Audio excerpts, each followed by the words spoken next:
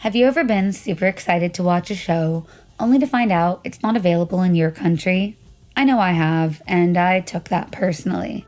It's 2025. I refuse to let geography dictate my entertainment options. That's where a VPN comes in. A VPN, or virtual private network, such as private internet access, is like an online bodyguard who not only keeps unwanted grimy hands off of your data, but also knows all of the exclusive backdoor entrances to the coolest places. Let private internet access be your bodyguard and get access to areas of the internet that are normally off limits, like the hidden treasure trove of movie and TV options that are available through international versions of our normal streaming platforms, such as Netflix, Prime, or Hulu. For example, say you're in California, like me, and you're craving a binge session of Friends. You've signed into your Netflix subscription and you're all ready to watch, but alas, that show is not on the US version of Netflix. Enter your online bodyguard, private internet access.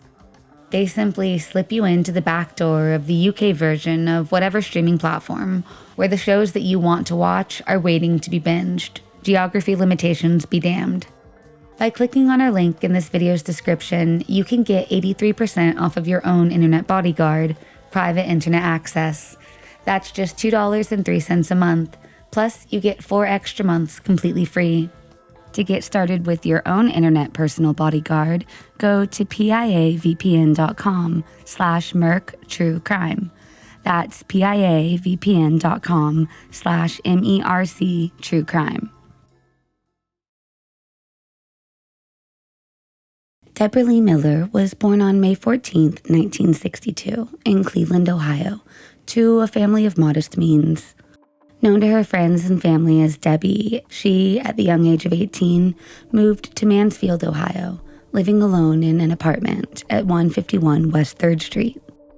A friendly and hardworking young woman, she was employed as a waitress at the former Mr. T's coffee shop, a locally known 24-hour gathering spot for the late-night crowd of the time.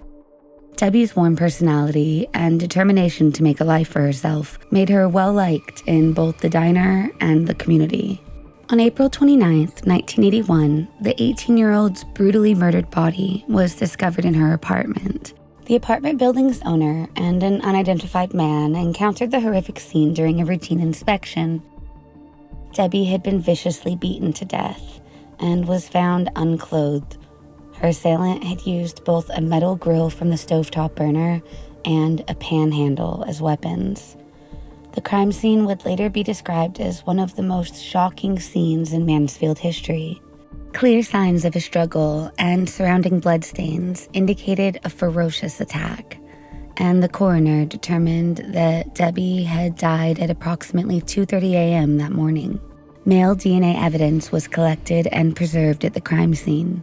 Debbie's brutal death sent shockwaves through the community, igniting fear and unease.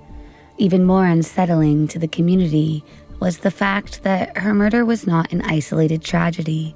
It was part of a chilling pattern, as Debbie became the third woman found slain in her own home in Mansfield within a disturbingly short span of time.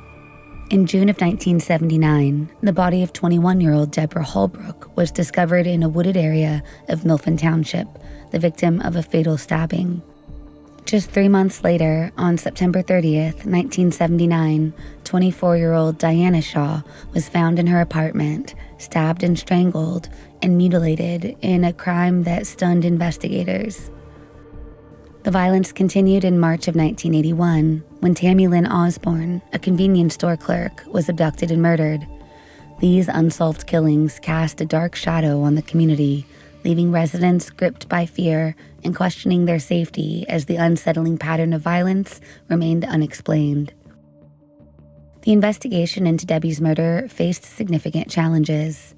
Debbie's diary had revealed that she'd been having intimate relations with 2 different Mansfield police officers. These revelations cast doubts on the integrity of the entirety of the investigation, and Debbie was one of several individuals from the area whose suspicious and untimely deaths in the 80s prompted deeper scrutiny. Outside investigators began examining these cases to determine whether there were any potential links to members of the Mansfield Police Department. The investigation raised unsettling questions about possible misconduct or corruption within the department, and each case was forced to be revisited in search of overlooked connections or evidence which could tie these deaths to law enforcement. In 1989, a special inquiry commissioned by the mayor concluded that no direct evidence linked Mansfield police officers to the suspicious deaths under investigation.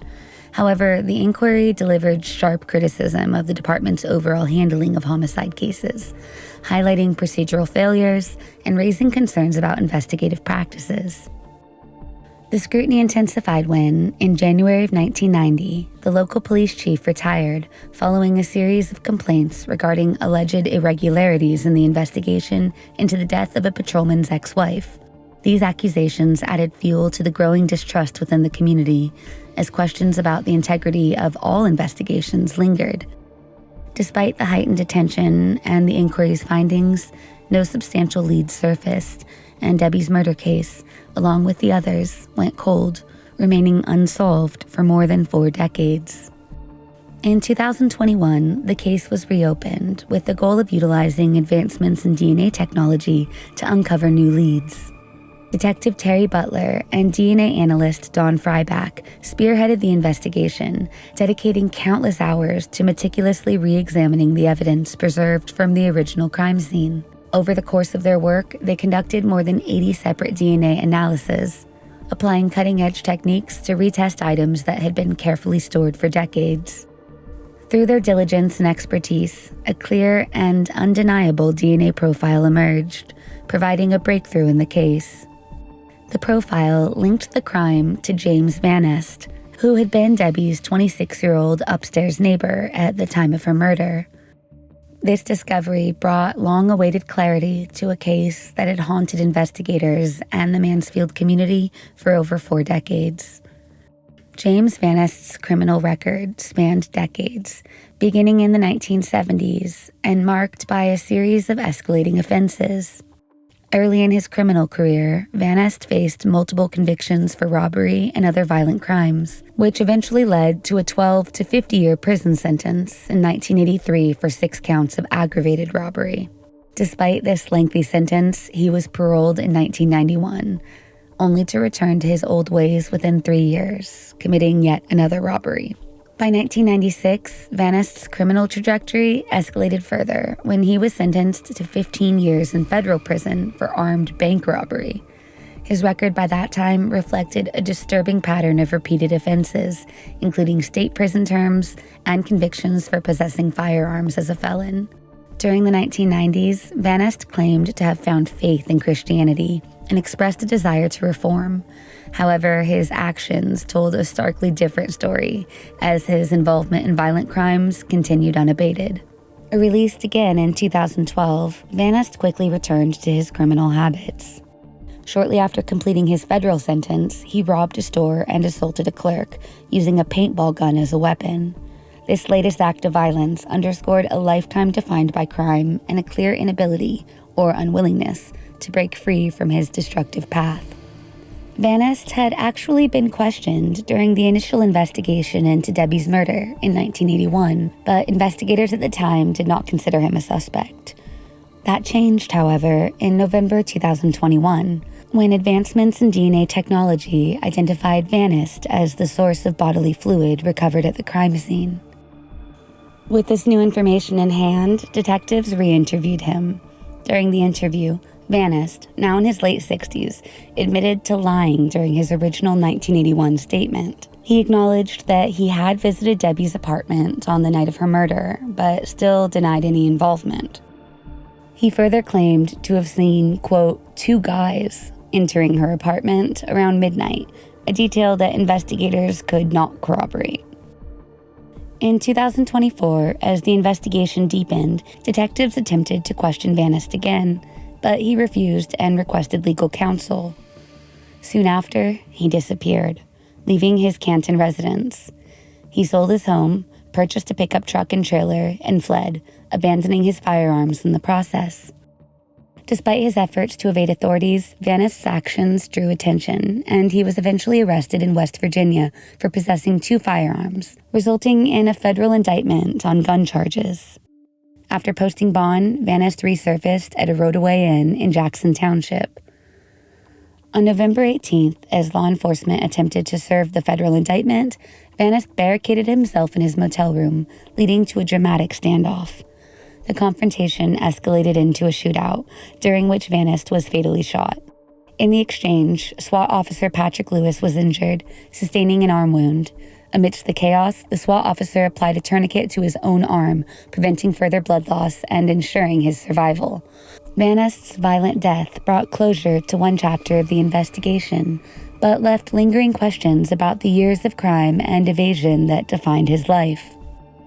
The resolution of her case offered a long-awaited sense of finality to Debbie Miller's family, ending decades of unanswered questions.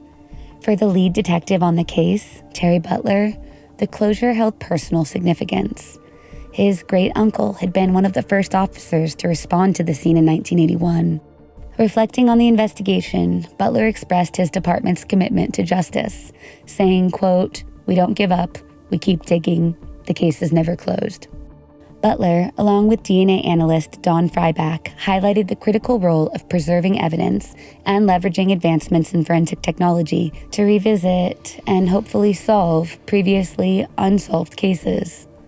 Their relentless determination underscored the value of perseverance and innovation in bringing justice to victims, even decades later.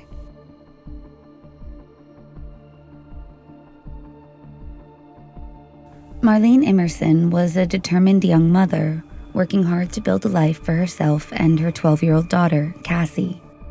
Described by friends and family as resilient and full of life, Marlene was known for her love of the outdoors and her unwavering devotion to Cassie.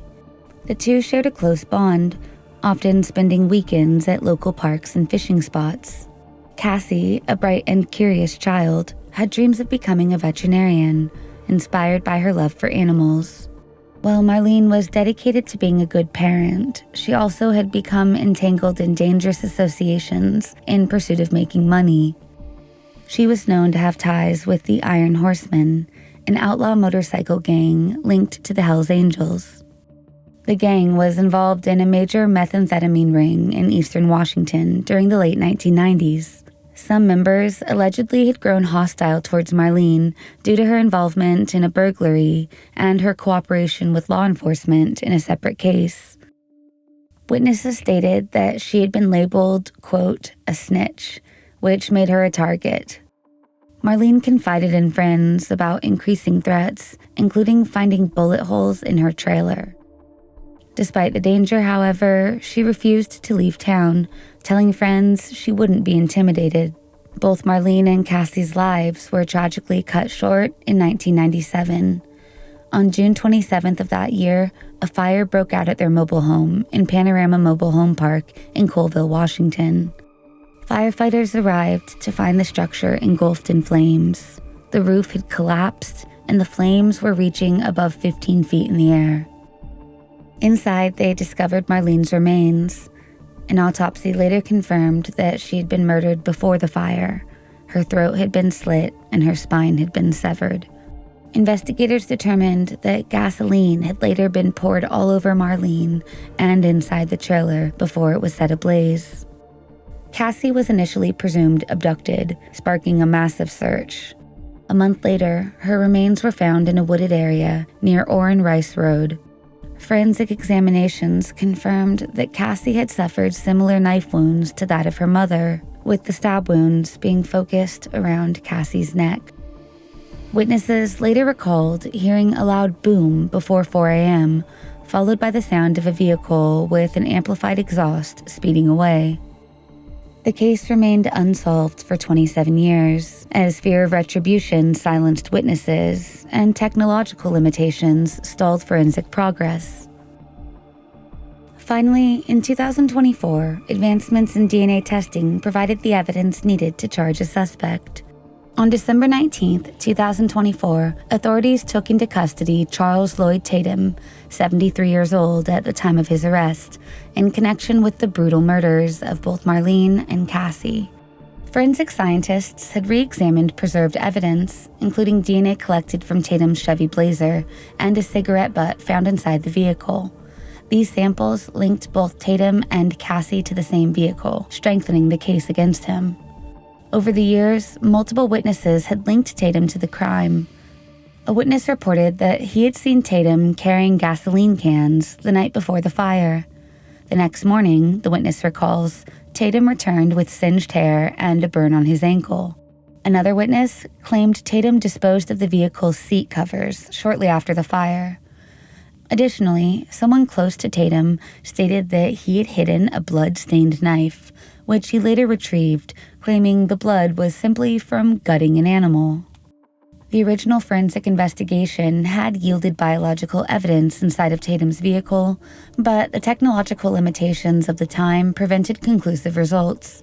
However, in 2013, after Cassie's body was exhumed, forensic scientists were able to match a blood sample from the Blazer's rear passenger window to that of 12-year-old Cassie. This new evidence enabled investigators to assign more resources to the case, which is what allowed further forensic testing to be done on the original biological samples. In 2024, forensic scientists with the Washington State Patrol performed additional testing on the preserved evidence.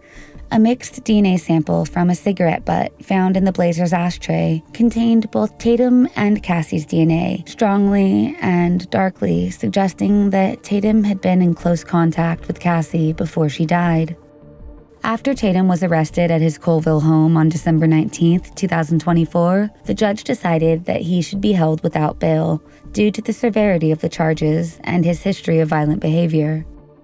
Prosecutors have charged Tatum with first-degree aggravated murder, which carries a maximum sentence of life in prison. Local police acknowledged that fear among witnesses played a significant role in the delay of justice, as many close to the case were too afraid to speak out, given the violent predilections of those involved.